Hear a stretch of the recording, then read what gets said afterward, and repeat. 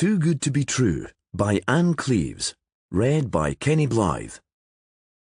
Ann Cleeves is the author behind ITV's Vera and BBC One's Shetland.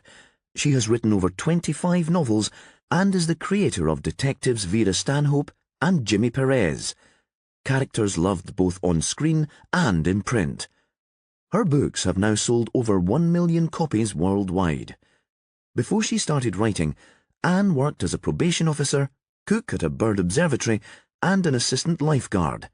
She is a member of Murder Squad, working with other British Northern writers to promote crime fiction. In 2006, Ann was awarded the Duncan Laurie Dagger, CWA Gold Dagger, for Best Crime Novel for Raven Black, the first book in her Shetland series. In 2012, she was inducted into the CWA Crime Thriller Awards Hall of Fame. Ann lives in North Tyneside. www.anncleeves.com, at Ann Cleeves, facebook.com/Ann Cleeves. To the library staff who made me an enthusiastic reader and continue to share their passion for books. 1. The Call for Help. Jimmy Perez stood at the gate. There was a solid house at the end of the path with a big garden and trees behind it. This would be a good place for kids to grow up, he thought. It was just getting dark, and there was a light on in the kitchen. He could see the table was laid for supper with a pretty cloth and matching napkins. It all looked very perfect. His ex-wife Sarah had always liked things to be perfect. He felt a stab of envy. His ex-wife had a lovely house, money, and a family. The love of his life had recently died, and the child he was raising wasn't his. But he had travelled all the way from Shetland to the Scottish borders because Sarah had said that she needed his help. It was too late to turn back now. Perez opened the gate and walked up the path. Sarah must have been looking out for him because the door opened before he knocked. She looked older than he'd expected, stressed. Not so perfect after all. "Come in. We can talk. Tom's still at work." Tom was her husband now, a doctor. Perez had only met him once and found him nice enough. A bit boring. Tom had a famous brother who was an MP, so perhaps the brother was the exciting one in the family. Then Perez remembered that he'd always found Sarah a bit boring too, so maybe his ex-wife and Tom were well matched. "What is this about?" he said. "Why all the drama?" They were standing in the hall, close enough for him to smell Sarah's hair. The shampoo was the same she had always used. "A woman in the village died. They're blaming Tom." "The police are blaming him? Or the medical authorities?" "No." She seemed cross that he hadn't understood. "People in the village. There's gossip. Everywhere we go, people are talking about it. Even people we thought were our friends." Perez wasn't sure what to say. It seemed he had been dragged away from his home just because Sarah's friends were talking behind her back. He wanted to leave this perfect house and drive straight back to Aberdeen and the ferry to the Shetland Islands, to his job as a police inspector, to his stepdaughter Cassie, and their untidy house by the water. "I don't see how I can help," he said. "If you can find out what really happened, we might be left in peace," Sarah said. He could see she was almost crying. "It's not just me and Tom. It's getting to the children too. One of the kids in their school asked if their dad was a killer." "Are the police involved at all?" he asked. "They were called, but they decided it was suicide or a terrible accident. The case is closed." "So just give it time," he said. "It'll blow over. People will soon find something else to talk about." He was already planning his trip home. "I can't stand it. Please, Jimmy." A door swung open, and he saw that 2 children had cleared a space at the kitchen table. There was a girl who looked like Sarah and had her head stuck in a book. A boy was playing with a huge box of Lego. 2 days, he said. I can't give you more time than that." He paused. "Tell me about the woman who died." Jimmy Perez could never turn down a plea for help. It was almost an illness with him. Sarah led him through to a living room at the back of the house, where 2 sofas sat close to the fire. Again, everything was tasteful and tidy. She drew the curtains. "The dead woman was called Anna Blackwell, and she was a teacher at the village school, in her 20s, a single mum. In a place like this, that caused gossip enough." "How did she die?" "An overdose, antidepressants. And Tom was her doctor. He prescribed the medicine." Sarah nodded. "It's a long jump from that to say he was a killer. Was anything else going on?" The room was quiet. Outside in the dark, an owl hooted in the trees behind the house. "They're saying he was having an affair with her." She spoke quickly, as if she couldn't bear to have the words in her mouth, as if she wanted to spit them out. "And what does Tom say?" "I don't know," Sarah said. "He won't talk about it." "But you have asked him." "How can I?" Her voice was shrill. "It would be like accusing him of murder." There was another moment of silence. "Does Tom know that you've asked me to help?" "No. He's a proud man. He'd hate to think I'd asked you to sort it out. He'd see it as meddling." "I see it as meddling," Perez said, "and I'm not sure that I can sort it out." But Sarah seemed not to hear. "Anna lived in one of the ex-council houses at the edge of the village.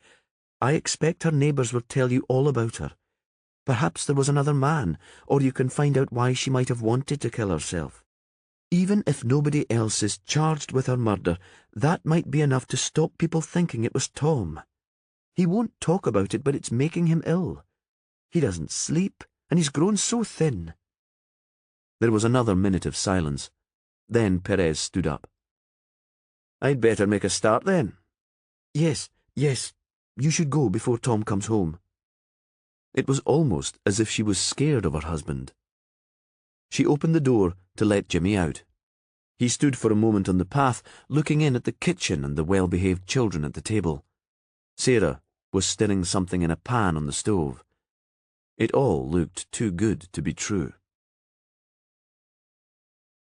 2. The Landlady. Inspector Jimmy Perez booked into the Stonebridge Hotel on the main street of the village. It had a public bar and a dining room already serving high tea. In the lobby, he could smell chips and smoked haddock. He thought that his ex-wife might have asked him to stay in her home. He hadn't realised that his work was to be kept secret from her husband. In his room, he phoned Robert Anderson, a local cop. They'd worked together in Aberdeen before Jimmy had gone home to Shetland. "What brings you all the way down here, Jimmy?" "Well, we're all Police Scotland now." Robert gave a little laugh. "So we are, but I wouldn't come meddling in Shetland." "The Anna Blackwell case," Jimmy said. "What did you make of it?" "Why do you want to know?" "Sarah King is my ex-wife. She's finding it tough. Apparently her family is being targeted by gossips." There was a pause. "Ah, well," Robert said at last, "I'm guessing Anna's little girl is finding it tough too. It seems there are no relatives to take her, so she's gone into care." Jimmy thought about this. Anna had been a teacher. She must have loved kids. Would she kill herself, knowing there was nobody to look after her daughter? "Have you dropped the case?" he asked. "Aye, there's no sign of murder. No break-in at the house, and it wouldn't be easy to force-feed a healthy woman a load of pills. Anna's daughter was at a sleepover at a friend's house, so there's no witnesses to what happened. It seems that Anna had drunk the best part of a bottle of wine. She didn't leave a suicide note, but suicide's the way the lawyer in charge of the case, the fiscal, is thinking. We think there'll be an open verdict to allow that it might have been an accident. It'll be kinder for the kid when she's older." "Do you think Anna was having an affair with the doctor, Tom King?" "Is that what the gossips in Stonebridge are saying?" Robert sounded surprised. "According to Sarah." I'd heard that Sarah and Anna had fallen out about something that happened at the school, but there was no mention of the husband. Robert made the row sound petty, as if the women were kids who'd fallen out in the playground. "So you don't mind me poking around?" Jimmy asked. "I've said I'll stay for 2 days. I can't give it longer than that."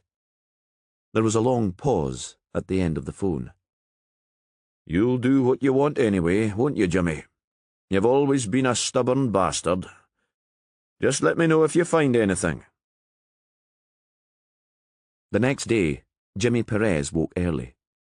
The first snow of winter had fallen, a light coating of white that made the village, with its backdrop of trees, look like a Christmas card.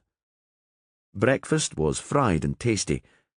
He thought of Cassie, who was only 6 but had strong views on healthy eating. Cassie was his stepdaughter and the love of his life, now that her mother was dead. The landlady, who told him her name was Elspeth, was nosy. His food came with a string of questions. She was like a hound sniffing for information. "Are you here for the fishing?" she asked. Then, without waiting for a reply, she went on, "Of course, it's not really the weather for fishing, so maybe you're a walker. We get folks staying who have walked Hadrian's Wall and then come north of the border to see what we have to offer." "I used to know Anna Blackwell," Jimmy said. He still hated lying after years as a cop, but it stopped the woman asking her questions. "The woman who died. I wanted to see where she lived." "Poor lassie, what a tragedy." Elspeth sat at the empty seat at his table and poured herself a cup of tea from his pot. Then she went on to tell him everything she knew about the dead teacher. "She looked so young when she turned up in Stonebridge," Elspeth said. "Hardly more than a child herself, not old enough to have a child of her own. Of course there was talk, but Maggie, the head teacher, said she was good at her job, and Frida, who used to teach the little ones, had got so fat that she could hardly get out of her chair, so it was time for someone new." Elspeth paused for breath. "Some parents didn't take to Anna. They thought she let the children get away with murder, but the kids in the first class were only wee, and they shouldn't be told to shut up all day. My granddaughter loved her to bits." "Oh?" That was all it took to set Elspeth off again. "Mrs. High and Mighty Sarah King tried to get Anna sacked. Just because she's the doctor's wife, she thinks she runs this place. She went to Maggie with a list of parents' names and told her they all thought Anna wasn't a fit person to look after kids." The woman looked sad. "It was horrid. A kind of witch hunt. No wonder the poor lassie got ill with stress. She came to this village full of joy and ended up like a hermit locked in her house all day. They had to get in a supply teacher to take her class for a while. Then Frida took the job on again, and she's back there now." Jimmy Perez could see why Sarah hadn't told him about her campaign to get Anna sacked. It had been a nasty thing to do, and Sarah must be feeling guilty. No wonder she was coming under fire from the gossips in the village. But he could understand, too, why everyone assumed Anna had committed suicide. "How old was Anna's little girl?" He took a last bite of toast. 4. Anna must still have been a teenager when she fell pregnant. The lassie's name is Lucy. She was in Anna's class at the school, so she's lost her mother and her teacher all at once." "What's happened to her now?" Jimmy already knew the answer, but he wanted to hear it from Elspeth. "They've taken her into care. They couldn't trace her family, you see." Elspeth looked up at Perez. "If you were Anna's friend, you might know someone who could love her, who could take her in." Jimmy shook his head sadly. "I'm sorry. I didn't know her that well." 3. The Neighbour. Outside, there was a nip of frost in the air.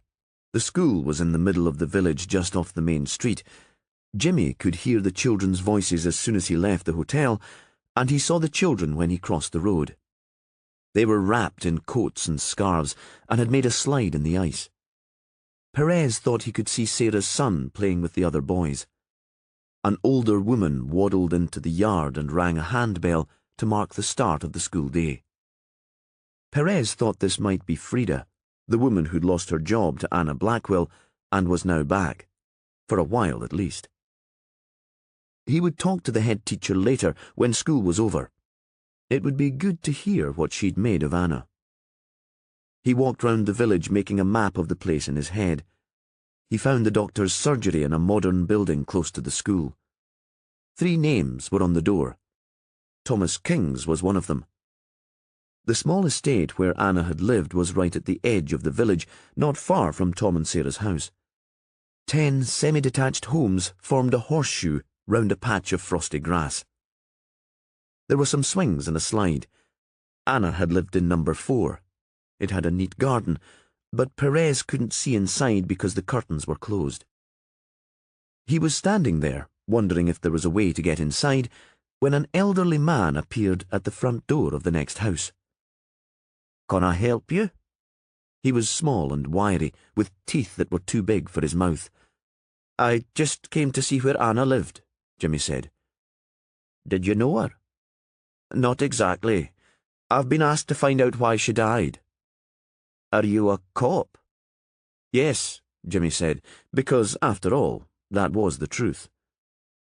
"Poor young thing. The women in this village are all bitches. They go to church on a Sunday, but that didn't stop them making the lass's life a misery with their gossip and their lies." "You don't happen to have a key?" Perez nodded towards the small, tidy house. "Aye. I was the one who found her body."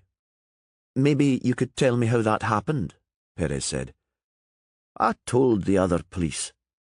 For the first time, the old man seemed suspicious about Jimmy's role in the case. "I know. I'm just checking that nothing's been missed." They sat in the neighbour's tiny living room in front of an open fire. The man offered tea, but Perez shook his head. "Did she own the house?" Perez asked. The man shook his head. "She rented it. One of the doctors bought it when it came on the market a few years ago. A kind of investment, I guess. A young couple had it for a few years, and then Anna moved in with her kid." "What was the name of the doctor?" Perez asked, but he thought he already knew. "Tom King." Another thing Sarah had failed to tell him, that her husband had been Anna Blackwell's landlord. "I've lived here for years," the man said. "I love the place, but the way they treated Anna made me feel sick. I'm not sure I can stay." "How did you find her body?" "Anna's daughter Lucy had been at a friend's for the night, at a farm just up the hill. When the friend's mother, Gail Kerr, dropped her home, they couldn't get Anna to open the door. I told them to wait here and I let myself in. Anna had given me a key when she first moved in, for emergencies, she said. Well, that was an emergency." He stared into the fire. "Where was Anna?" "Where the police found her, of course. I called them from the house. There should be a record of that." He looked at Perez. "You are a cop?" "Yes." Perez took out his ID card, and the man nodded. "She was sitting in the living room," he said, "slumped over the table next to an empty wine bottle and a glass." "Just one glass?" "Aye." "What about the pills? Was there a medicine bottle?" "Not that I saw, but I just wanted to call 999 and see if we could save her." "Of course." Perez got to his feet. "Can you let me have that key?" The man remained where he was for a moment. "I had to come back here and make up a story for the lassie, Anna's little girl. I told her that her mother was ill. I didn't have the heart to say that she was already dead." Then he went to get the key. 4. The house. Anna's house was sad. Perez could see the story of her growing depression in it. She must have painted the kitchen when she first arrived, he thought. It was a bright yellow. Tom might be the landlord, but he was boring and he wouldn't have chosen anything so colourful. As Jimmy walked around, he noticed the floors were sticky and there was dust on the bookshelves. It looked as if Anna had given up on the place. Only a bunch of flowers on the living room windowsill showed any sign of hope. They were drooping and brown, but they would have been alive on the night that she'd died. Nobody had been in to clean up since her death. The wine bottle had gone and the glass was on the kitchen counter. The police must have put it with the other mucky pots that stood there waiting to be washed up. Perez could imagine the woman sitting here, alone. He could believe that she'd killed herself. He decided he'd tell Sarah to take no notice of the gossips. This was not a murder, after all. In the living room, there was a file on the table where Anna had been sitting when she died. Perez pulled on gloves and looked inside. There were lesson plans and notes about each of the children in her class written in neat, round handwriting. Even if she'd been ill, Anna had cared a lot about her job. He walked upstairs. The child's bedroom had been emptied of most of her clothes. A doll lay on the bed. Perez hoped that a loved soft toy had been taken into care with her. He looked into Anna's room, then went inside and opened the curtains and the window to let in some clean, cold air. The room was untidy. There was a pile of clothes on a chair and makeup on the pine dressing table. Along with the lipstick and perfume, Perez spotted an empty plastic bottle which had once contained Anna's pills. He tried to picture what might have happened on the night of her death. She'd been drinking. Had she roused herself to walk upstairs? Had it been a sudden impulse to take the pills in the bedroom? Why would she then go back to her chair downstairs? It seemed a little odd. If Anna had planned to die, wouldn't she lie on the bed, a final sleep? When Fran, the love of his life, had died, he'd thought of killing himself and had imagined how good it would be to go to sleep and never wake up. But he'd had their daughter Cassie to look after. And Anna had had Lucy, he thought, so perhaps it wasn't suicide after all. He kept changing his mind about what might have happened here.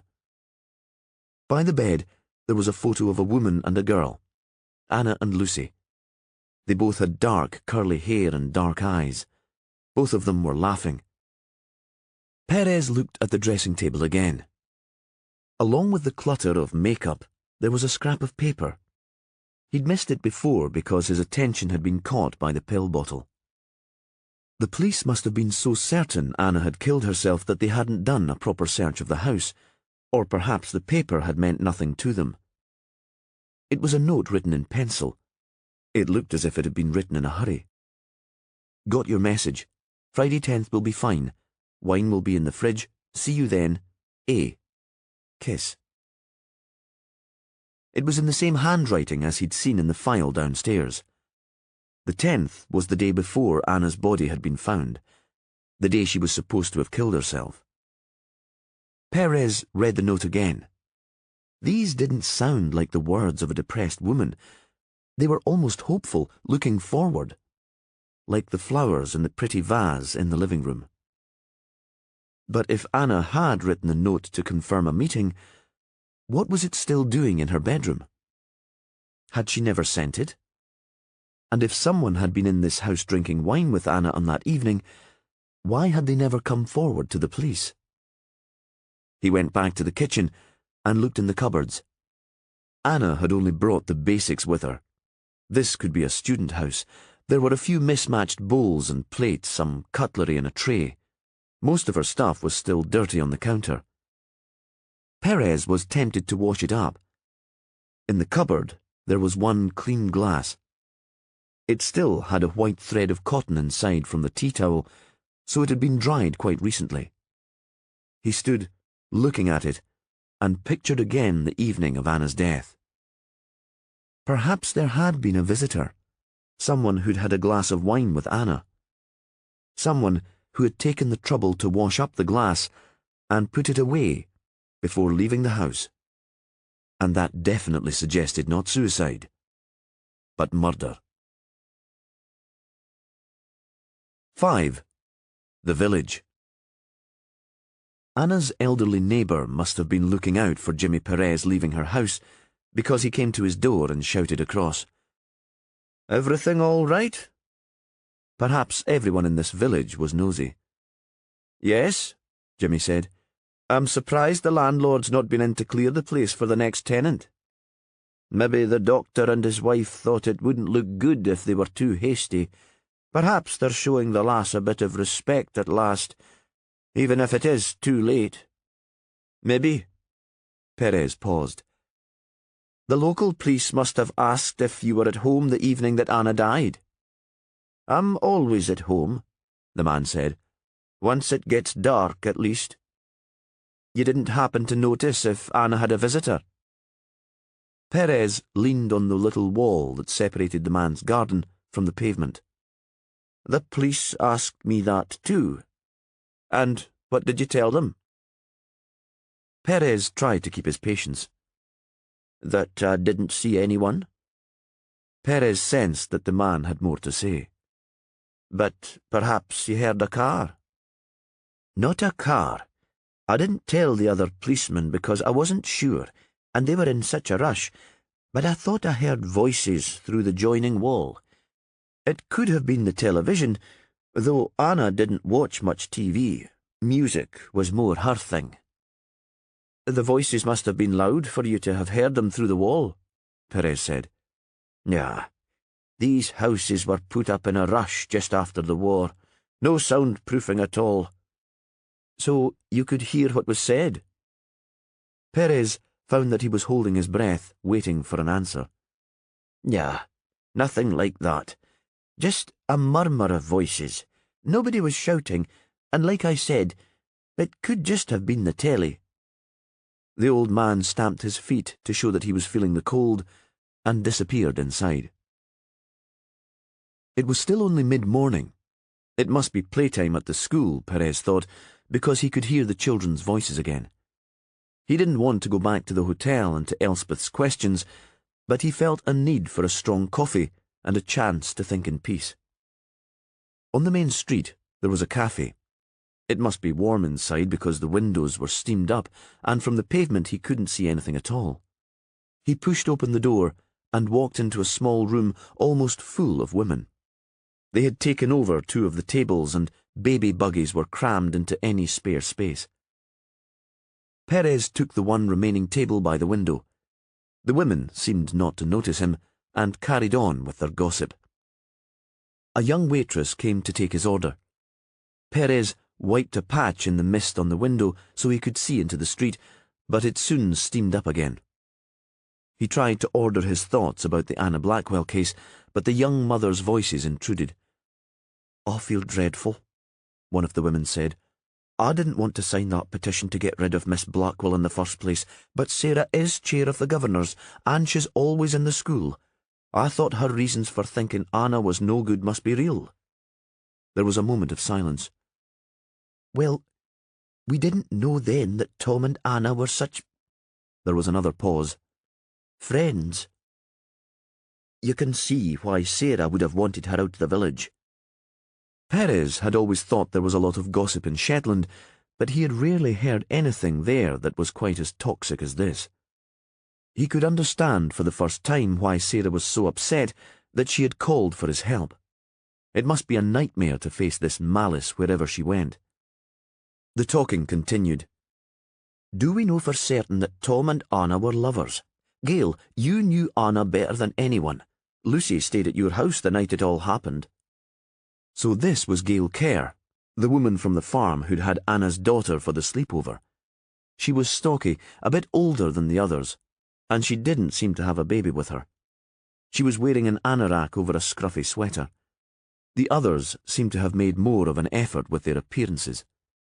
Some were rather glamorous, shiny and made up. They could have been in a fancy restaurant instead of a scruffy cafe. "Well, my brother Sandy saw them walking together through the woods," said Gail, resting her elbows on the table. "He said they were so wrapped up in each other that a bomb could have dropped and they wouldn't have noticed." The waitress brought Jimmy's coffee. It was hardly warm and didn't taste of anything. "But you don't really think he killed her?" the first woman said. "Not Tom. He's a doctor, a kind man. He looked after my mother when she had cancer, and he couldn't have been more caring." "It's just too much of a coincidence." It was Gail again. "Something weird was going on there. If the Kings didn't kill her, they drove her to suicide." Jimmy Perez couldn't stand any more of their unkindness. He drank his coffee in one go, paid the bill, and went outside. Next to the cafe, an estate agent's office was advertising houses to let. On impulse, Perez went inside. A middle-aged woman in a suit looked up from her computer screen. He showed his ID. "Do you manage a property owned by Dr. King?" "The house in Woodburn Close? Yes, that's one of ours." "I'm making inquiries about the most recent tenant," he said. "Anna Blackwell." The estate agent turned round in her chair to give him her full attention. "She was the woman who died?" "That's right," Perez said. "I assume she had to provide a deposit before she moved in. Someone had to vouch for her?" "No." The woman paused. "It was a more informal arrangement." "In what way informal?" "I understood that she was a friend of Dr. King's. He said there was no need for her to pay in advance. He could vouch for her." Perez considered this. How had Tom King met the young teacher before she moved to Stonebridge? A thought leapt into his head. Was it possible, even, that he was the father of her child? "Do you have a previous address for Miss Blackwell?" The woman turned back to the keyboard. "Yes, we do have that, I think, because we had to send out a contract before she moved in." She hit a button, and the printer began to whir. She handed a sheet of paper to Perez. The address was in Berwick, just south of the border, in England. "I believe that was her parents' address," the estate agent said. "Miss Blackwell had been at university in Edinburgh and had just finished her degree. She suggested the Berwick address would be the best one to use." Perez wondered why Anna's parents hadn't come forward to take care of their granddaughter Lucy after her mother's death. He'd assumed that there was no close family. It seemed very sad that the grandparents had allowed the little girl to be sent off to be cared for by strangers. Perhaps Anna's parents were old-fashioned and didn't approve of a child born out of marriage. Outside in the street, the village was very quiet. There were no children's voices. Soon it would be lunchtime, and they would be out to play again, Perez thought. Stonebridge seemed sad without them. 6. The Farm. Jimmy Perez was thinking that he'd go back to the Stonebridge Hotel for lunch when he saw a woman leaving the cafe where he'd had coffee earlier. The woman was alone. The other yummy mummies must still be inside talking, he thought. It was Gail, the mother from the farm, and she made her way towards a battered Land Rover parked in the wide main street. He caught up with her just before she opened the Land Rover's door. "Could I have a word?" She turned round and stared at him. "Who are you?" "I'm a detective. My name's Jimmy Perez. I'm just checking some details concerning Anna Blackwell's death." "But she killed herself." Gail was still staring. "According to the local police, the case has been closed." Something in her eyes made him ask, "Do you think it shouldn't have been?" She looked at him carefully. "Look," she said, "I can't stay here and chat. I've got to get home for a delivery of feed for my hens. Why don't you come too and we can talk? I might even find some soup for your lunch. I've got to come back to Stonebridge to collect my little girl from school at 3 o'clock, and I can give you a lift back then." So Perez climbed in beside her and Gail drove out of the village. It seemed like a sort of escape. He realised how trapped he'd been feeling in the village with its bitchy women and the dark woods all around it.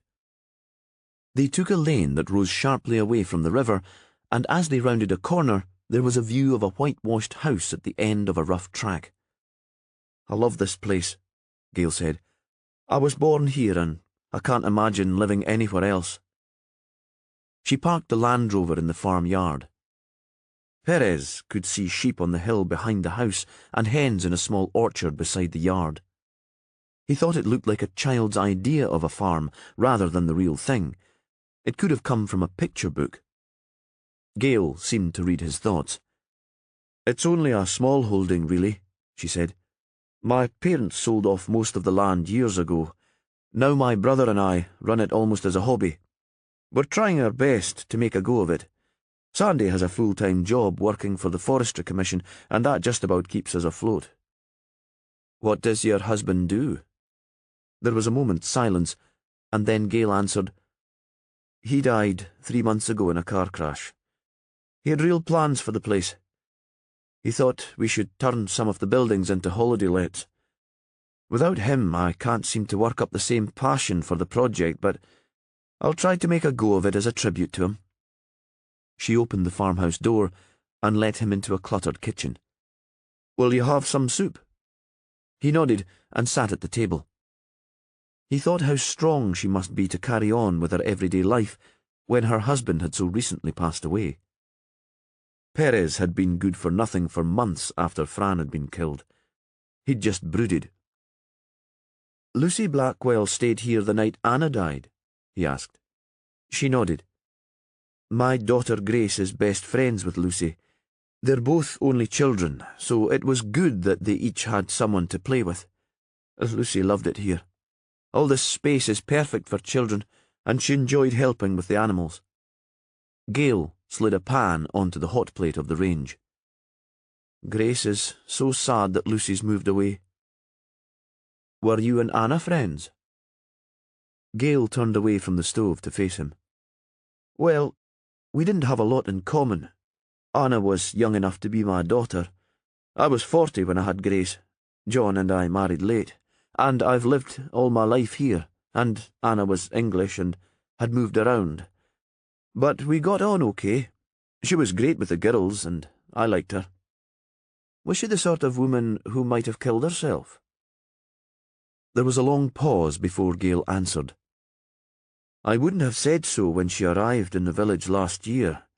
She was full of enthusiasm and ideas then.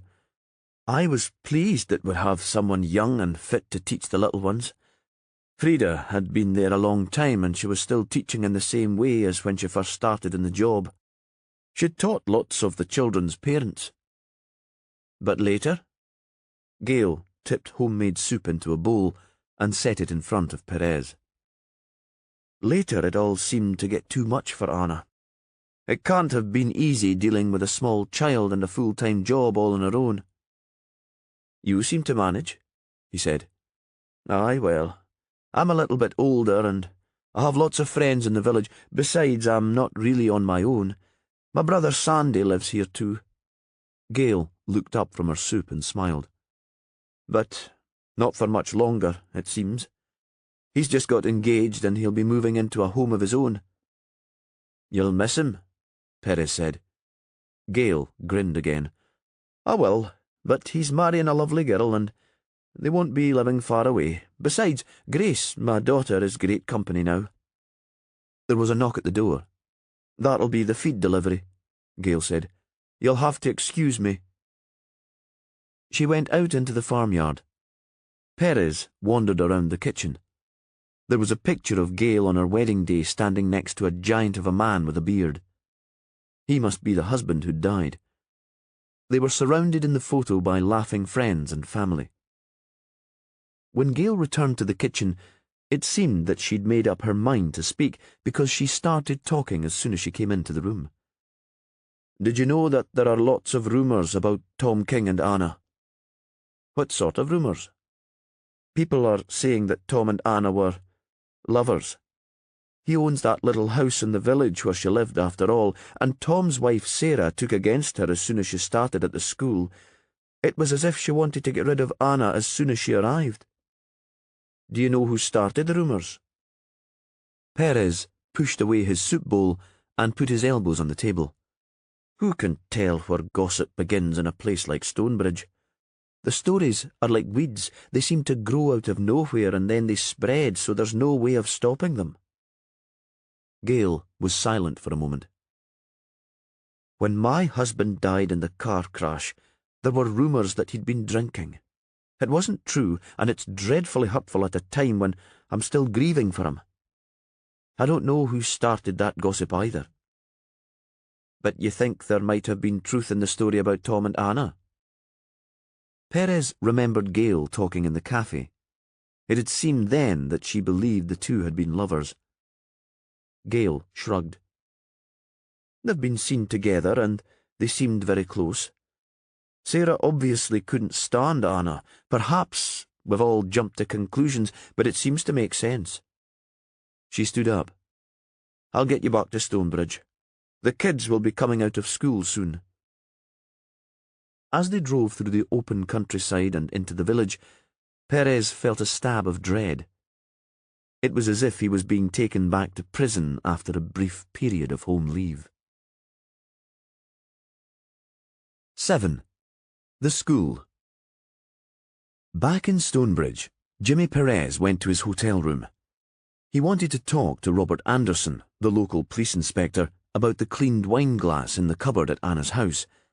He also wanted to find out why Anna's parents weren't taking care of their granddaughter, Lucy. But Jimmy was told that Inspector Anderson was in a meeting and wouldn't be available all day. Perez left a message for Robert to call him back. He stood at his window and watched a flurry of snow blow across from the hills. Parents had collected their children from school and were hurrying home. He saw Gail's Land Rover move away down the main street.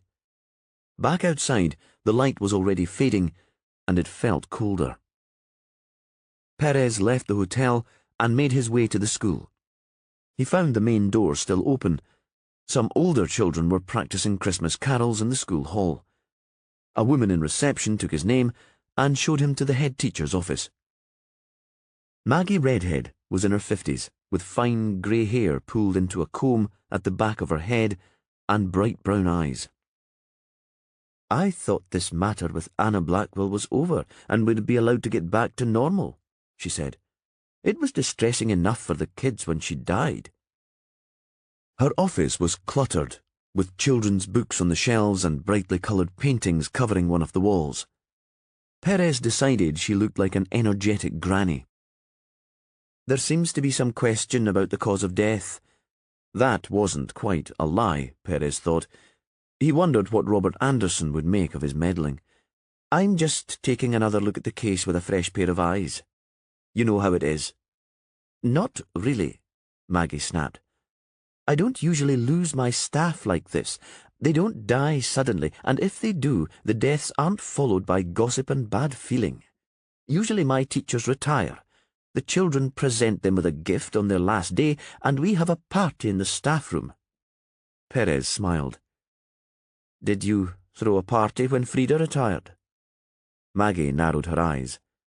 You have been poking around.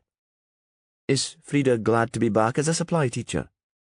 Maggie sat back in her chair. Frida has never married, and the school was her life. But she's got health problems now she's getting older. She really wasn't up to coping with a class of 4- and 5-year-olds. The only way she could keep order was by scaring the life out of them. I was pleased when she agreed to retire, so yes, we did throw a party for her. But she's back now, on a very short-term basis, while we appoint another reception teacher. Did Frida resent Anna Blackwell? Perez asked. If the school was her life, it must have been hard for her to see another younger teacher take her place, especially if Anna's teaching style was so different. Maggie gave a little laugh. Frida might have resented the teacher who replaced her, but if you're saying that she killed Anna to get her job back, then that's quite mad. As I explained, she'll only be here for a few weeks anyway. That's not what I'm suggesting, Perez said. I'm trying to find out where the rumours about Anna and Tom King started, and I'm wondering if Frida might be behind the gossip.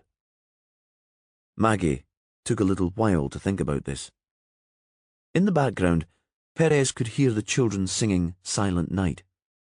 That might be more Frida's style, Maggie said at last. She was very hurt when I told her it might be time for her to consider leaving. She was going to hate anyone who took her place, And she could be bitchy if the mood took her. I can see her starting the gossip as a kind of revenge." Perez nodded. "Do you know why Sarah King took against Anna Blackwell so strongly?" "No," Maggie said. "That was a complete mystery. Sarah is a parent governor, and she's always worked hard for the school. She helped me interview for the new teacher's post, and Anna Blackwell was her choice as well as mine. We knew that Anna was new to the career, but we decided her great ideas made up for that. We thought she'd bring something fresh to the school." "It must have been rather a shock then, when Mrs. King turned up with a petition demanding that Anna should leave." "It was a nightmare. And honestly, I couldn't see what the parents had to complain about. Anna was a good young teacher, but she took it to heart. All the bitching started making her ill. In the end, I could see she was stressed and suggested she went to the doctor. That was when she started taking the antidepressants." "Was she still working in the school when she died, or had she taken time off sick?" Perez asked. "She'd had nearly 2 months off, but she was back at the time she died. She seemed better, still a bit frail, but almost happy." Perez thought this tied in with the flowers in the living room and the hopeful tone of the note he'd found on the dressing table. He stood up to leave. "Do you think Anna Blackwell committed suicide?" Maggie answered straight away. "Not in 1,000 years. She adored her daughter. There was no way she would have killed herself and left Lucy without a mother." "Did she ever tell you who the father was?" Maggie shook her head. "I never asked, and she never told me. It was Anna's big secret. I've never felt the need to pry into the affairs of my staff." When Perez walked out into the playground, it was almost dark, and the children had stopped singing. He turned to look back at the school and saw the head teacher staring out at him. 8. The Colleague. Jimmy Perez was hungry. It seemed a long time since he'd eaten the soup in Gale's farmhouse, and he decided to have an early dinner.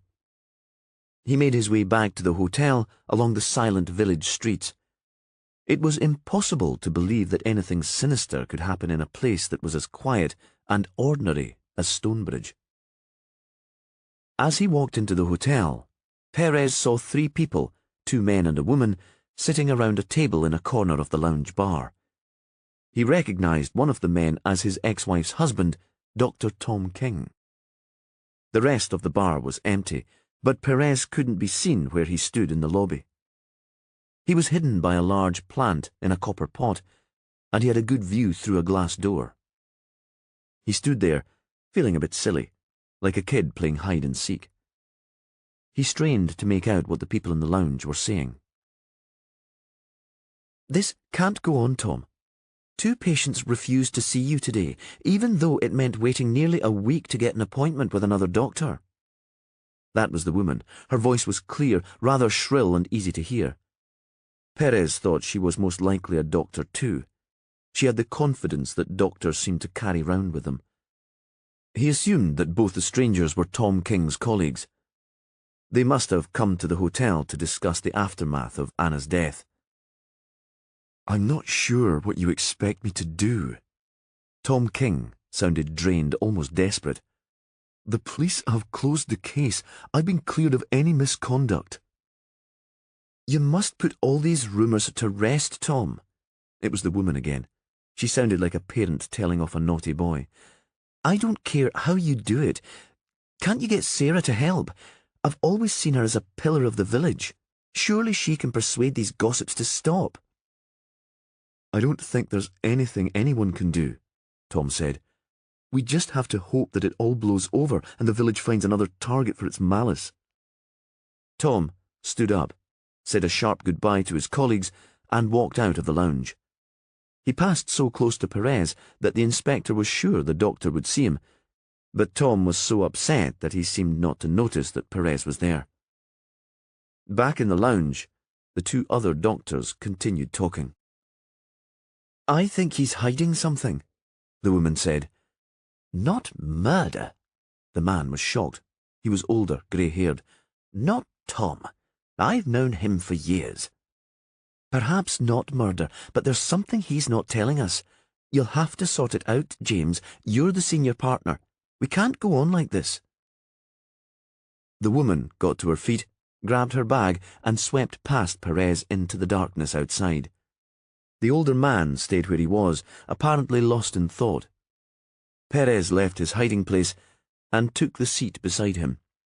The chair was old and very comfortable. It was a chair for relaxing in. I was going to order some coffee, Perez said. Will you join me? The older doctor looked surprised. I'm sorry, but do I know you? You don't sound as if you come from round here. I'm a detective based in Shetland. I've been asked to look again at the Anna Blackwell case. I couldn't help overhearing your conversation. They were still the only people in the lounge, which was dimly lit and very warm. Ah, the doctor said. We'd hoped that was all over. It seems rather a shame to rake over the case again, but I suppose you have your work to do. He paused. Yes, if we have to talk, coffee would be splendid, thank you. Perez went to the bar to order the drinks. When he came back, balancing cups on a tray, the doctor was almost asleep. Perez set the tray on a low table, and the man roused himself and held out his hand. James Given, he said, I retire from the surgery next year. I'd rather be leaving without all this scandal. Did you know the dead woman? Perez asked.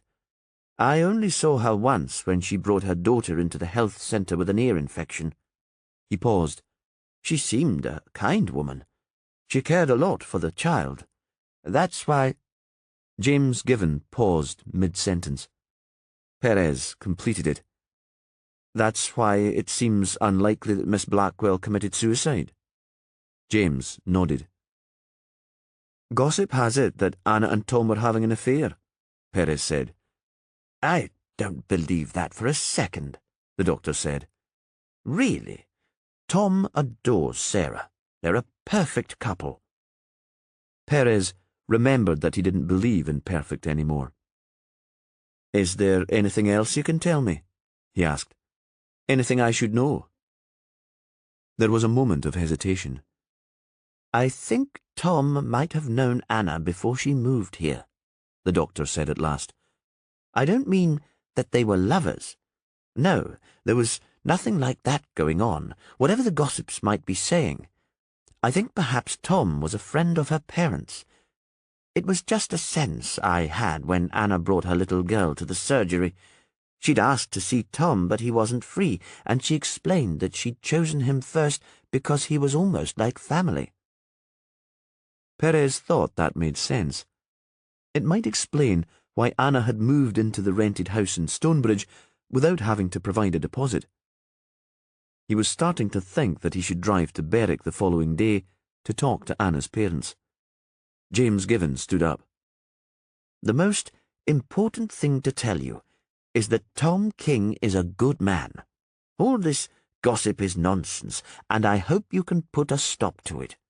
If it goes on, I'm worried that we'll drive Tom away from the village, and then Stonebridge will have lost a very fine GP. Perez watched Dr. Given walk out of the hotel to his car. It had started to snow again, with large soft flakes that melted as soon as they hit the ground. In the distance, a dark figure stood under a streetlight. He seemed to be staring at the hotel as if he was making up his mind whether or not to come in. Perez didn't recognize the watcher, though something about him seemed familiar.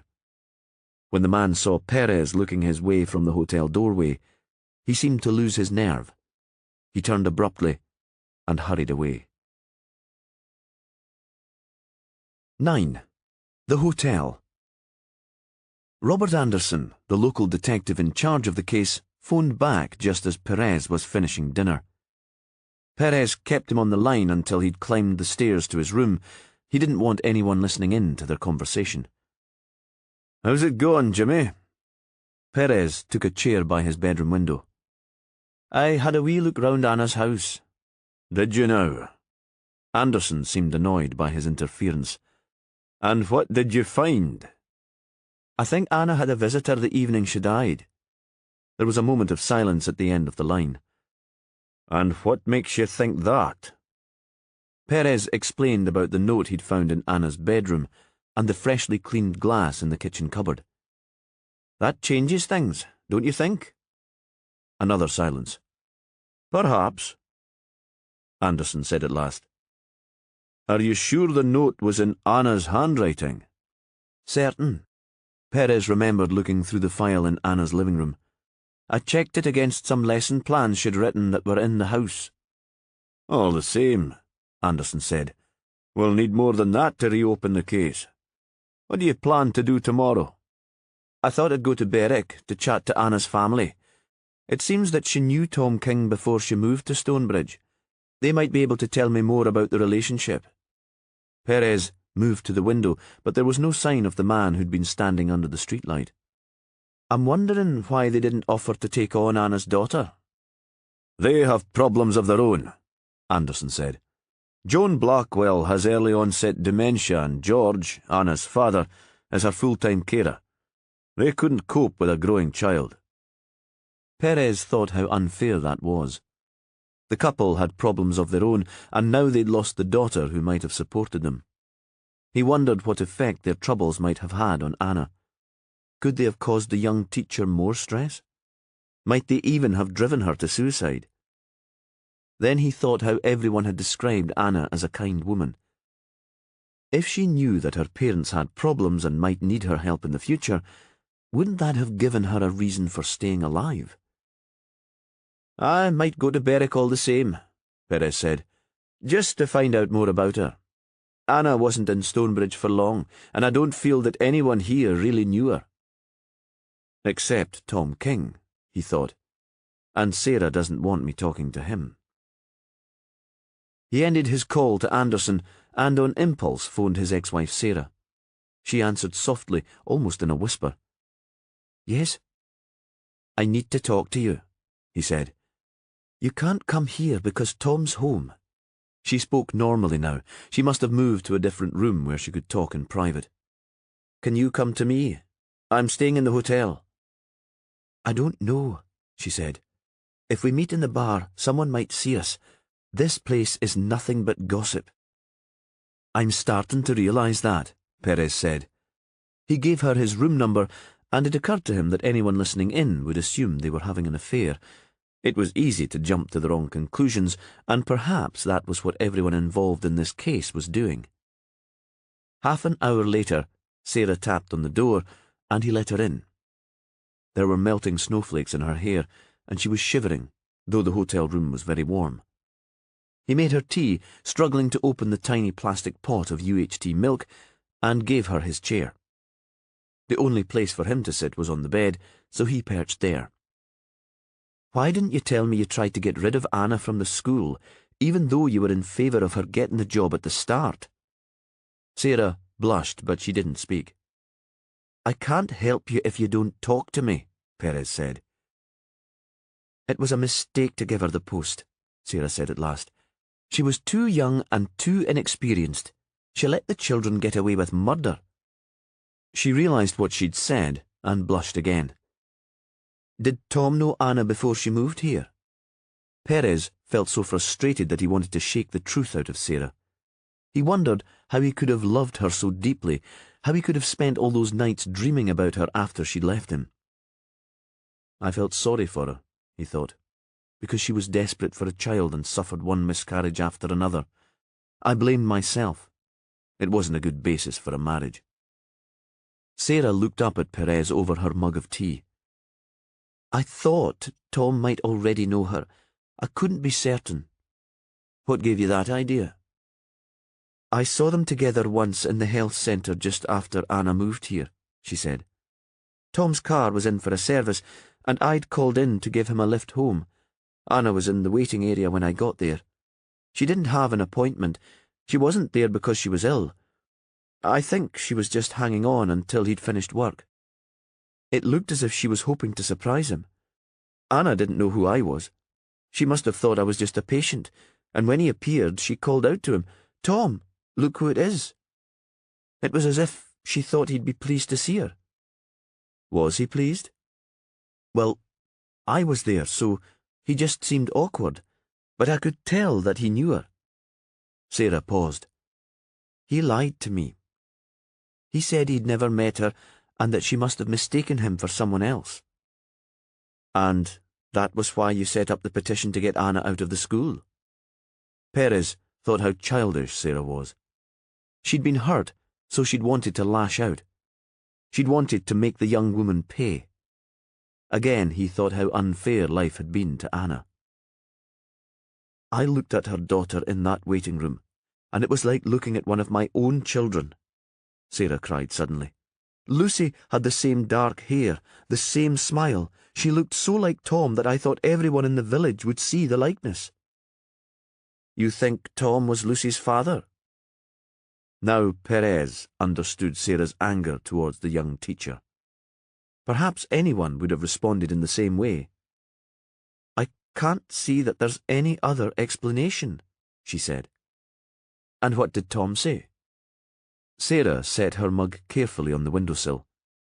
I've never talked to him about it. I was scared that he might tell me the truth. She looked up. What will you do now? What you asked me to do, Perez said. I'll try to find out if Anna Blackwell committed suicide or if someone killed her. He met her eyes. Do you think that Tom could have murdered her? Is that why you're so frightened? She didn't answer. Where was he the night Anna died? Perez asked. He was out on a call. He didn't get back until late. Her voice was quiet. But Tom's a doctor. He wouldn't kill anyone, and he often has emergency calls at night. She paused again. I wondered if Anna was blackmailing him. I thought she might have asked him to help her keep her job at the school, and threatened to make their affair public if he didn't. She nodded. In the middle of the night, when things are going round and round in my head, I start having crazy ideas like that. I think I'm going mad. That's why I called you. I have to know what's been going on, even if I find out that Tom's a killer. She stood up. I must go. I told Tom I was just calling into the village to drop a letter in the post. She slipped out of the room. From the window, Perez watched her run from the hotel to her car. The shadow had returned to his post under the streetlight, and he was watching Sarah too. Perez tried to work out where he might have seen the man before, but the memory slid away. 10. The Parents.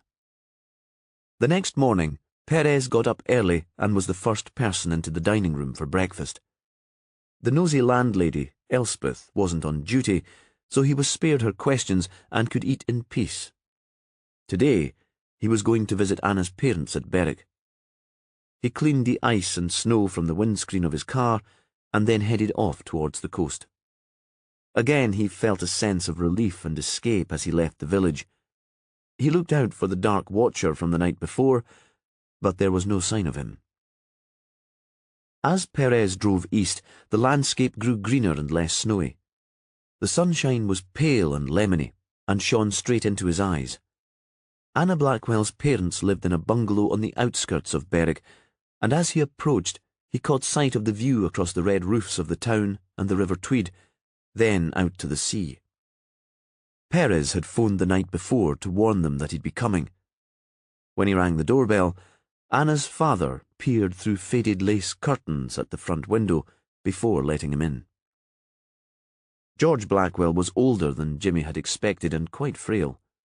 He must have been approaching 50 when Anna was born. His wife was sitting in an armchair in the overheated sitting room, staring at daytime television. On the mantelpiece, there was a photo of Anna. She looked about 10, and she was in shorts and a t-shirt playing on a beach kicking a ball. "We'll speak in the kitchen," George said. "Joan will be fine on her own in here. She loves that bacon programme." He bent and kissed the top of his wife's head. The woman turned briefly and smiled vaguely.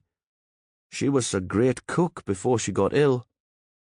The kitchen was small, old-fashioned and very clean. They sat at a table that was so tiny their knees almost touched. "It must be very hard," Jimmy Perez said, "that your wife's so poorly." "It's only hard because she's so much younger than me, and I worry what will happen to her when I die. Anna and I talked about it. She said I wasn't to fret, and she'd look after Joan when I wasn't able to." George looked up at the detective. "Anna must have been desperate in order to kill herself. She wasn't a girl to forget a promise." "I'm not entirely sure that she did kill herself," Perez said. "That's why I'm here." "An accident, you think?" "No, I don't see how it could have been an accident." Perez found it hard to look at the man. "She'd had a bit to drink, but probably not so much that she'd swallow that many pills by mistake." "Someone killed her?" The man was so shocked that the words came out as a shout. "Is that what you're telling me?" "I'm saying it's a possibility. I need to ask some questions, personal questions, if that's all right with you." "You can ask," George said. "I'm not saying I'll be able to answer. After Anna left home for university, she had her own life." "And a child?" George nodded. "She was in her first year, in Edinburgh. She came home one weekend and told us she was pregnant. Couldn't take it in. We'd just been told that my wife had dementia. Joan had always been so fit, and she was only 60, no age at all. We had our own problems, and perhaps we couldn't give Anna the support she needed." "Did Anna tell you anything about Lucy's father?" "No," George said. "She told us that she was going to keep the baby and raise it on her own. There was a creche at the university. She'd managed things. I asked who the father was, but she said he wouldn't play any part in bringing up the child. It was clear she didn't want to talk about it."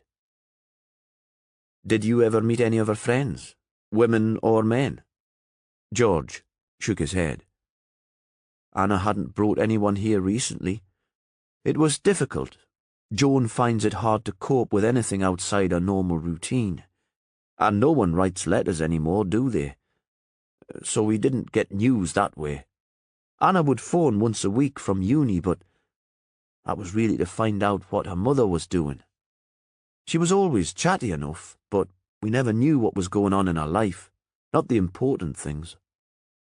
Perez stared out of the narrow window into a bare winter garden and tried to make sense of this. "Does the name Tom King mean anything to you? He's a doctor. I understand that he might have been friendly with you and your wife." George looked puzzled. "Joan's seen lots of doctors since she's been ill, but none of them are called King."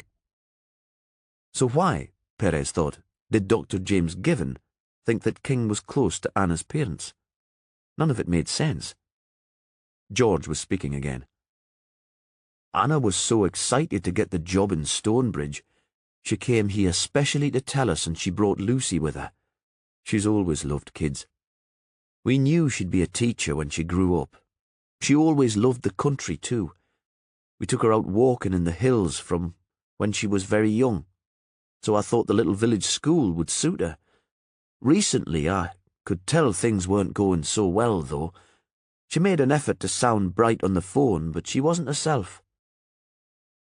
"When did you last hear from her?" 2 days before she died." He paused. "I thought she sounded a bit better.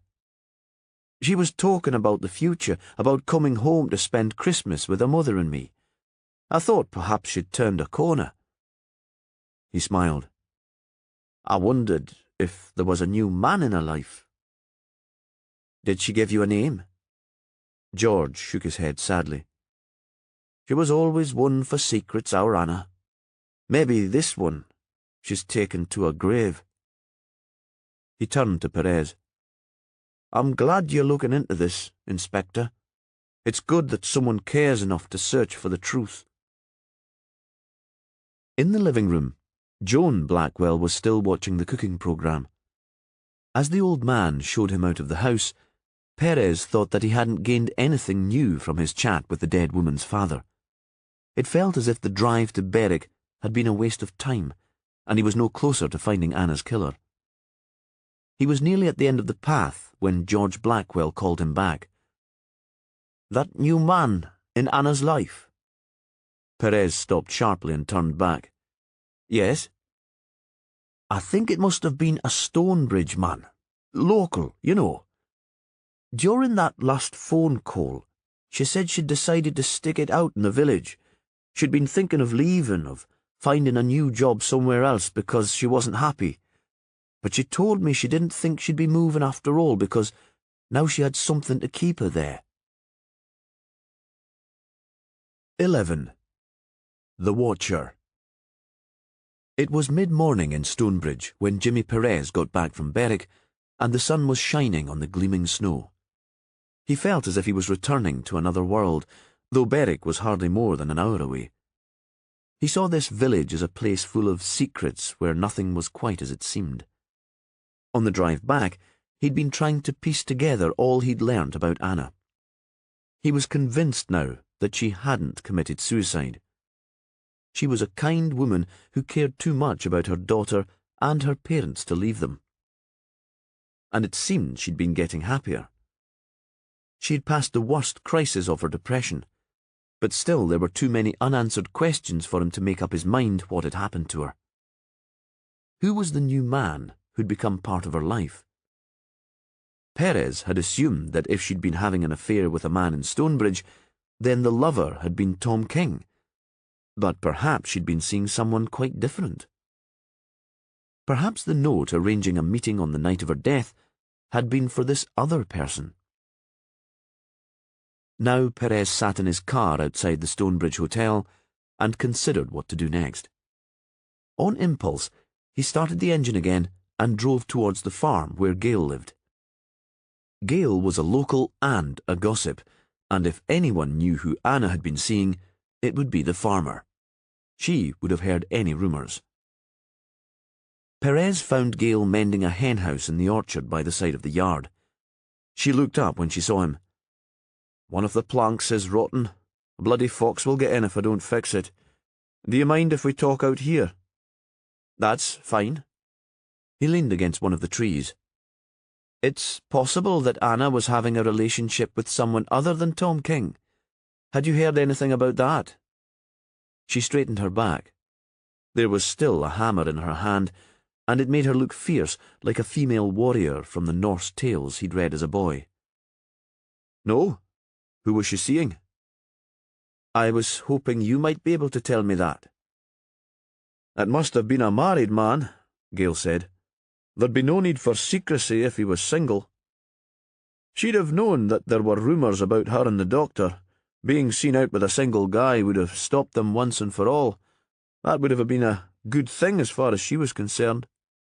Perez hadn't thought about it in that way, but he saw it made sense.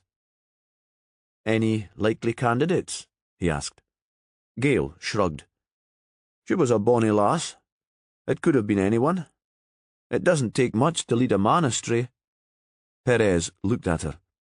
She sounded bitter.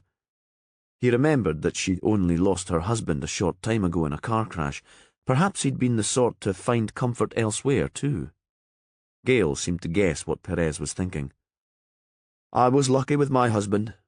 He was a good man, loyal to his family, but there are lots of bad ones out there." She gave a sad little smile. "I met a few of them when I was younger." "Tell me about your husband's accident." She didn't answer for a while. She'd finished mending the henhouse now and started to gather up her tools into a canvas bag. "It was the start of the autumn," she said. "There were fallen leaves everywhere, and then it started to rain, so the roads were very slippery. Much worse than ice. John skidded on his way back to the farm after a night in the village. A witness says there was another car driving much too fast the other way, and that's why John had to swerve, but that driver was never found." "That must be hard, especially if people in the village are saying he'd been drinking and it was his own fault." Gail shrugged again. "I could let it eat away at me. All those what-ifs. What if the other driver had been more careful? What if John had stayed home that night? But it does no good. I have our daughter, Grace, to think about. Perez didn't answer. He'd had a sudden, strange thought. He was wondering if Anna Blackwell had a car and if she'd been out the night of John's accident. If Anna had caused Gail's husband's death, that might provide a motive for murder. Then Perez decided he was being crazy. He couldn't see Gail as a killer. And besides, she'd been at the farm the whole night of Anna's death, looking after two fatherless children. He walked with Gail back towards the farmhouse, carrying the piece of rotten wood she'd replaced. "Will you find out what really happened?" she asked. This time, it was his turn to shrug. "I don't know. I haven't got much time left. I have to go home to Shetland tomorrow." "Perhaps that's a good thing," Gail said. "Perhaps we should forget about Anna's death and remember her life. That's what I try to do with John. We should let the dead rest in peace." Perez didn't know what to say. He wanted to tell her that the love of his life had died not long before, and so he understood how Gail was feeling. He had decided to let Fran rest in peace too, but in the end he just nodded and got into his car. As Perez pulled out of the farm track onto the road, he saw a dark figure standing in a lay-by staring. Perez was sure it was the man who'd been watching his hotel the night before. He slammed on the brakes and backed up the road to the lay-by, but the man had gone. It was as if he'd vanished into thin air. He must have run off into the trees. It made Perez wonder if his mind had been playing tricks, and if the watcher had ever been there at all. 12. The Doctor. Back in Stonebridge, Perez decided that the time had come to talk to Tom King. Sarah had told him not to, but he couldn't see any way of reaching an end to the case without speaking to the doctor. It was lunchtime. In the school playground, the children were racing and shouting, and this might be a good moment to find Tom free. He went into the health centre and gave his name to the woman behind the desk. "I'm sorry," she said. "Dr. King has just finished his surgery, so he's not seeing any more patients. Is it urgent?" The place was empty apart from the receptionist. "I'm an old friend," Perez said. "Not a patient. Perhaps you could just tell Tom that I'm here." She looked at him over her glasses and then left through a door behind her. He could hear muttered voices, then Tom appeared. "Jimmy," he said, "what are you doing in this neck of the woods? Does Sarah know you're in Stonebridge?" Perez saw again how tired and tense the doctor looked. "I'm here because Sarah asked me to come. She thought you could both use my help." "She didn't say she'd been in touch with you," Tom said. He struggled to keep his voice pleasant, but Perez could sense the resentment. "We need to talk," Perez said quietly. "I think you can guess what this is all about." There was a pause, and for a long moment Jimmy thought Tom would refuse, but then he nodded. "Let's go for a walk," he said at last. "I can't think in here. I need some fresh air." Tom led Perez down a footpath next to the river and under the stone bridge that had given its name to the village. Soon they were out in open farmland. Bare fields stretched on either side of the water. "It's about Anna Blackwell," Perez said. "How did you know her?" Tom looked away and didn't answer. They walked on in silence. "Were you lovers?" Perez asked. "Are you the father of her child?" "No," Tom cried. He paused. "Is that what Sarah thinks?" "She's worried and upset. I'm not sure that she knows what to think." Tom stopped suddenly and looked out over the water. It was so cold that his breath came in clouds. "I promised not to tell anyone, not even Sarah." "I have to find out what's been going on," Perez said. "Anna didn't commit suicide. I'm sure of that now. She was murdered. This isn't a time for secrets. Tom turned sharply towards Perez. My secret has absolutely nothing to do with Anna's death. I'm sorry. You'll have to trust me on this. You have to tell me what you know. There was a moment of silence while they stared at each other. At last, Tom set off again along the path and started talking. He looked ahead of him, not at Perez. You're right. I do know the name of Lucy's father. Who is it? There was another pause. My brother, Miles. He's always had a taste for younger women. Anna was at university with his daughter and the girls became friends. Miles met Anna at a party at his home in Edinburgh. They had a fling and she got pregnant. She refused to get rid of the child. Miles asked me to sort things out with her, make sure that she was okay and had somewhere to live. Tom paused again. I think he did care for her in his own way. But he was a high-profile MP, Perez said. He didn't want the fact that he'd fathered a child with a young student to be made public. Of course he didn't. Tom sounded bitter. He has hopes of a government job after the election. His wife's a wealthy woman, and he doesn't want to upset her. I had to promise to keep Anna's child secret. But you tried to help her? Of course. I went to see her in Edinburgh to check she had everything she needed. She wouldn't take money from Miles. Then she applied for a job at the school here, and I was happy to let her rent the house I own in the village. Tom paused.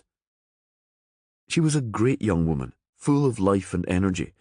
I thought Miles had treated her badly and that she could use some support. Perhaps you know that her parents have problems of their own. You let Lucy be taken into care, Perez said. She's your niece. How could you do that? Tom didn't answer, and Perez changed tack. Sarah saw you together, he said. It was in the health centre. You and Lucy looked so alike that Sarah assumed you were the girl's father. Tom frowned. So that's why she started the petition to get Anna sacked from the school. He sounded shocked. I didn't realise. She tried to talk to me about Anna, but I could only think about my promise to my brother. He stopped in his tracks again. Looking back towards Stonebridge, Perez could see the small grey houses and the wood smoke rising from the chimneys in the still air. It looked very peaceful. What does this mean? Tom said. He turned and started to pace back towards the village. Does it help you to find out who killed Anna? Perez didn't know what to say to that. He had no idea how important these new facts were. He needed time to think about what he'd just learned. I'm not sure, but I do know that you have to talk to Sarah, he said. It's making her ill thinking that you might have had a child with a younger woman. She'll keep your brother's secret if you still think it's a secret worth keeping. Of course, you're right. Tom was walking so quickly now that he was almost running. I've just been so stupid. I'll go home and see her this afternoon. I have a couple of hours free. We can talk while the children are in school. Perez followed him back to the surgery and stood in the car park until Tom had driven away. He had a sudden sense of being watched and shifted his gaze to the street. Again, the strange man was standing at some distance close to the entrance of the school and staring at him. It was as if he was desperate to speak to Perez, but couldn't quite find the nerve to approach him. Come here, Perez shouted. I might be able to help you.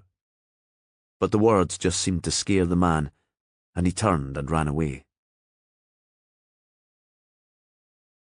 13. The Stranger. Perez chased the man who'd been following him. He was certain that this stranger held the answer to the mystery of Anna Blackwell's death. The man took a road that Perez hadn't explored yet. It led quickly out of the village and rose into dense woodland. Perez thought these must be the woods he'd seen at the back of Sarah and Tom's house. They were conifer trees planted very close together, and they blocked out most of the light.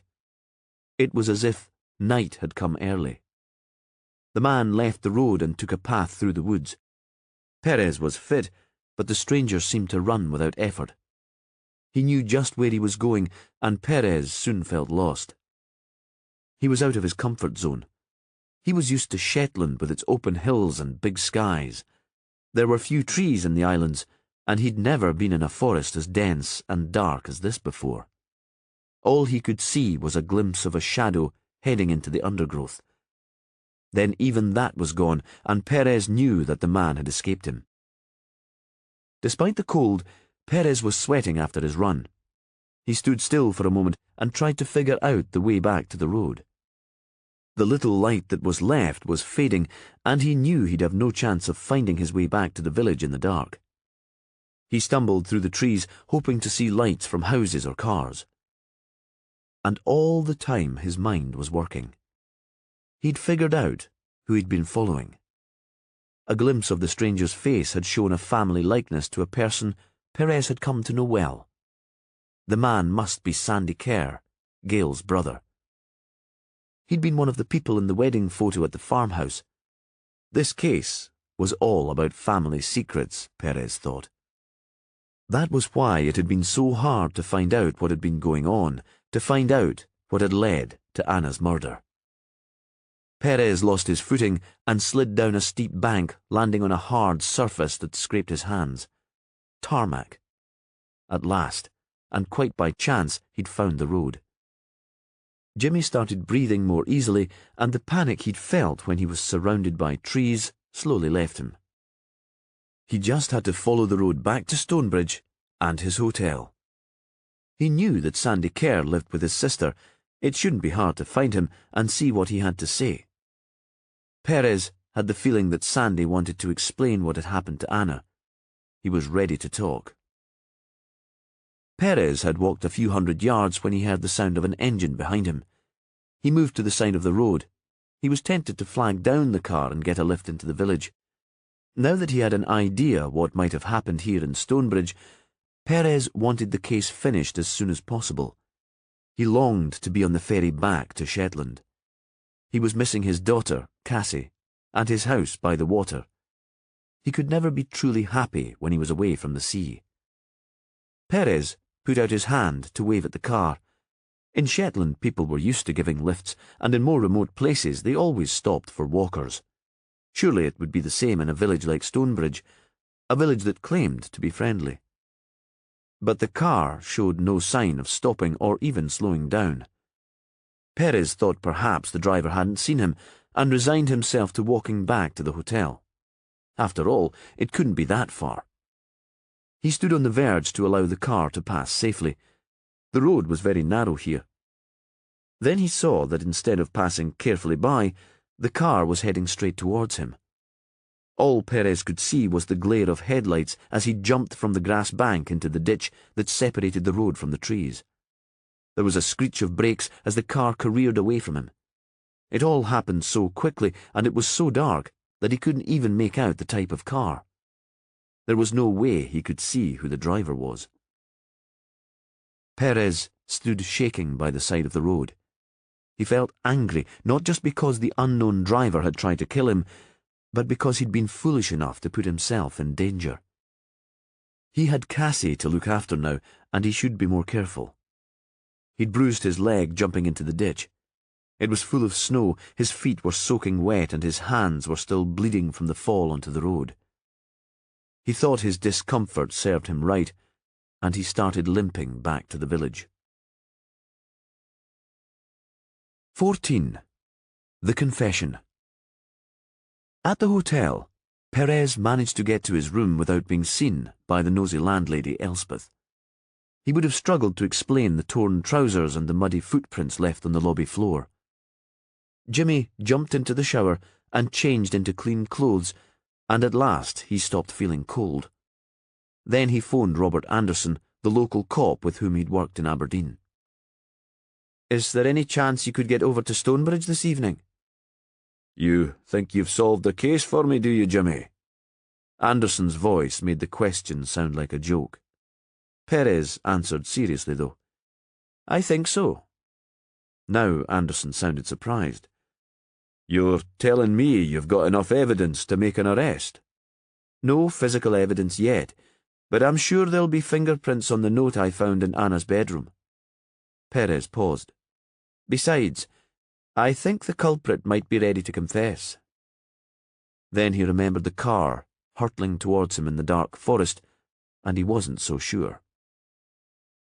They arranged for Anderson to join him at the hotel. As soon as you can, Robbie, Perez said. Our culprit is desperate now. We don't want them running away. Jimmy didn't bother looking out of his window when he was waiting for Anderson to arrive. He knew that the watcher would no longer be there. They drove in Anderson's car to the Kerrs farm. This is my patch, Jimmy, Anderson had said when Perez had offered to drive. Besides, look at the state of you, man. You're in no fit state to be behind a wheel. In the farmyard, a blue VW was parked beside Gale's Land Rover. There were lights on in the house. Perez realised it must be time for the family's dinner. He wondered if they should have waited until they could be sure Grace would be in bed. He didn't want to talk to Gale and her brother in front of the little girl. Gale opened the front door to them. Inspector, she said. She might have been surprised to see them, but her voice was as cool as it always was. What can I do for you? Is Sandy in? Yes, she said. He's not long got back from work. And Grace? Oh, she's in her onesie in the living room watching her favourite DVD. That's her pre-bedtime routine. Gale smiled and stood aside to let them in. Sandy was in the kitchen with the remains of a meal in front of him. It seemed he hadn't been very hungry. Perez saw straight away that he was the strange watcher, the man he'd followed into the woods. Sandy shifted in his seat, but gave no other sign that he knew the inspector. We have to talk, Perez said. Gale took her place at the table, and Anderson joined them. Perez remained standing. What's going on? Gale said. I don't understand. Perez ignored her and directed his question at Sandy. Were you in love with Anna Blackwell, Mr. Kerr? Don't be stupid, Inspector, Gale said. Sandy's engaged to Emma Watt, who lives in the village. The wedding's planned for the spring. Please answer, Mr. Kerr. Perez kept his voice quiet. I adored Anna, Sandy said. I fell for her the moment I saw her. How did you meet? I often help out with Grace. Sandy was leaning forward across the table. He was eager to explain now. My hours with the forestry aren't fixed. I picked her up from school one day. Anna had a message for Gale and we chatted for a while. Were you helping out with Grace on the night that Anna Blackwell died? Perez asked. Sandy shifted in his seat and didn't answer. Did you look after Grace and Lucifer Gale on the night that Anna died? This time the question was louder, more forceful. When there was still no reply, Perez went on, You would have known Lucy, after all, if you'd been spending time with her mother. Both girls would have been happy to stay with you. When Sandy spoke, it was almost in a whisper. Yes, I was babysitting that night. Gale said she needed to go out. There was something she needed to sort out, she said. Something urgent. I wanted to tell you. His eyes were pleading. That's why you were waiting outside the hotel? Sandy nodded. But then I thought Gale had been so good to me. And she'd just lost her husband. I couldn't bring myself to do it. How could I accuse her of murder when she's been through so much? Gale started to whimper. The noise wasn't loud enough to disturb the child in the next room, but it was piercing. It seemed to cut through Perez's skin to his bone. He turned to the woman. You set up a meeting with Anna Blackwell and you killed her. And this afternoon you tried to kill me. You were worried your brother would pluck up the courage to tell me what was going on, and you drove straight at me in your Land Rover. You must have had Grace with you. How could you do that? Gale didn't answer. She was sitting with her head in her hands, and tears ran down her cheeks. 15. The conclusion. Inspectors Anderson and Perez sat in the lounge bar of the Stonebridge Hotel. It was late and there were no other drinkers. It occurred to Perez that if the bar was always this empty, the owners were making very little money from the place. But perhaps it was busier in the summer. Then there would be tourists in the village and the bar would be full of talk and laughter. "I don't understand why the Kerr woman killed Anna Blackwell." Anderson was staring into his beer. "You can't blame us for missing that one, Jimmy." "She was worried about losing the farm," Perez said. "Sandy's wage was all that was keeping the place going. Gail knew that Anna was full of life and ideas. She must have known that the teacher would want to move on after a while. Gail and Grace wouldn't have been able to stay at the farm without Sandy's wage to support them." "It doesn't seem much of a motive." Anderson looked up from his glass. "And wasn't Sandy going to move out anyway? I thought he was engaged." "But to a local girl," Perez said. "Someone Gail knew and liked. Someone who'd probably be happy to move into the farm in the end, and who'd be able to help Gail carry out all the plans John had for the place. Anna was the sort of girl who would have had plans of her own." "All the same," Anderson wasn't convinced. "You have to realize that Gail couldn't see things clearly. She'd married later than most people and thought she'd found her soulmate. She and John and Grace were the family she'd dreamed of. Then John died." To Perez, this sounded so like the story of him and his wife Fran and their Cassie that he struggled to keep control. He worried that he might break down, as Gail had done when Anderson arrested her. "After realizing it must have been Gail who drove towards me in the Land Rover today," Perez went on, "I wondered if she'd killed her husband in the same way, if he'd had an affair and Gail had killed him out of revenge. But I believe that was just a tragic accident. She loved the bones of him." "I thought Gail was being so strong," he thought, and all the time grief was eating her away inside. The idea that Sandy might leave her too and she might have to sell the farm that held so many happy memories was enough to tip her over the edge. "Talk me through it, Jimmy," Anderson said. "Tell me what really happened to Anna Blackwell." "The whole thing was planned in advance," Perez said. "Gail asked Lucy to the farm for a sleepover and suggested that the two women might meet up on the same night. Gail said that Sandy could babysit, so she'd be happy to go to Anna's house. The note that I found was Anna's reply. She probably sent it home in Grace's school bag." "How did Gail know that Sandy and Anna were having a fling?" Anderson took a long drink of beer. "Sandy told her that he planned to break off his engagement. He explained that he'd fallen for Anna." Perez paused and went on to describe how Anna had been killed.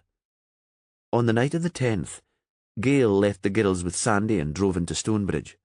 I think she parked round the corner from the teacher's house because Anna's neighbour didn't see or hear a car." Perez imagined the scene. Anna had prepared the house. She might not have felt well enough for a full spring clean, but she'd bought flowers to cheer the place up, and she'd put wine in the fridge to chill. She'd have pictured a friendly chat with the woman who might one day become her sister-in-law. "Gail would only have had one glass of wine," he said. "She'd have explained that she couldn't drink because she was driving. At one point she went upstairs and crushed the pills she found in Anna's bedroom into a powder. Everyone in the village knew Anna was taking antidepressants. That was when Gail made her big mistake. The note from Anna was in her pocket and it dropped out on the dressing table. Without the note, we would never have been able to prove what had happened."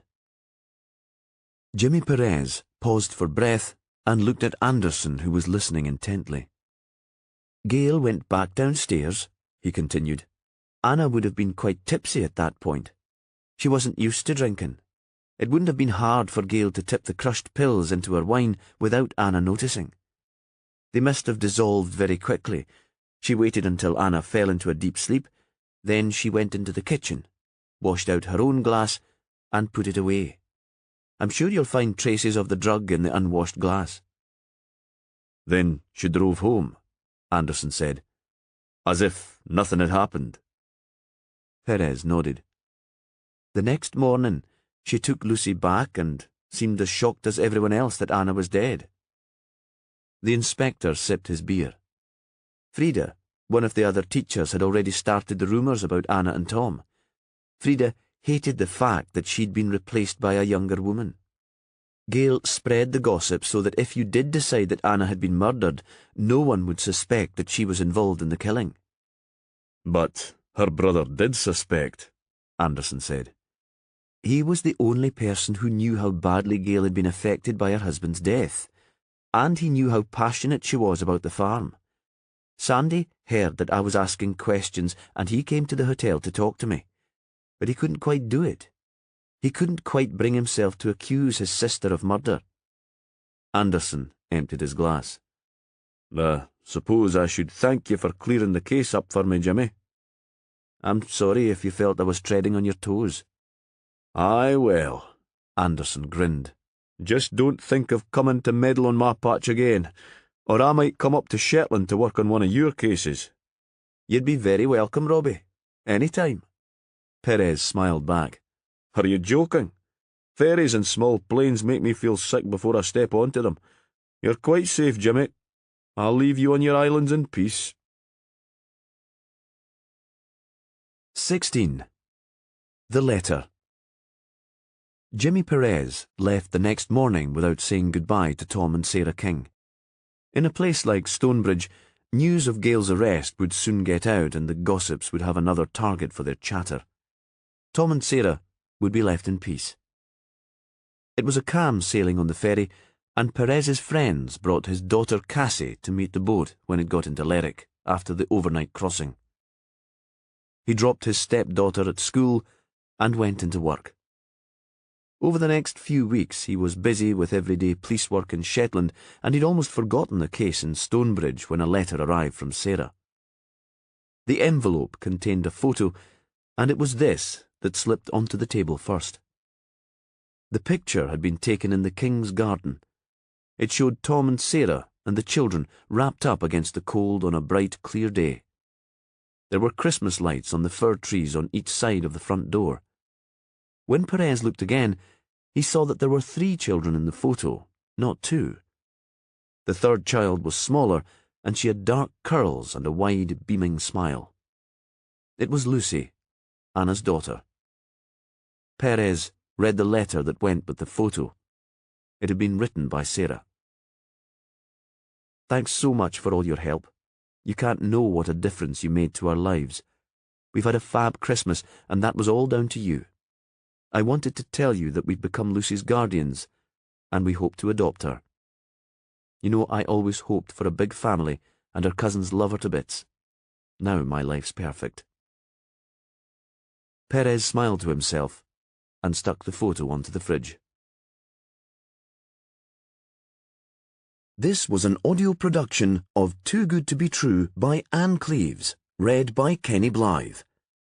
Published by Macmillan Digital Audio, an imprint of Pan Macmillan, a division of Macmillan Publishers Limited. Text copyright Ann Cleeves 2016. Recording copyright Macmillan Digital Audio 2015.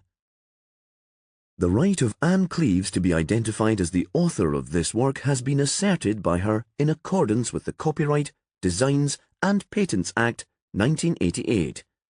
All rights reserved. Produced by Strathmore Publishing and recorded at Canongate Studios, Edinburgh for Macmillan Digital Audio.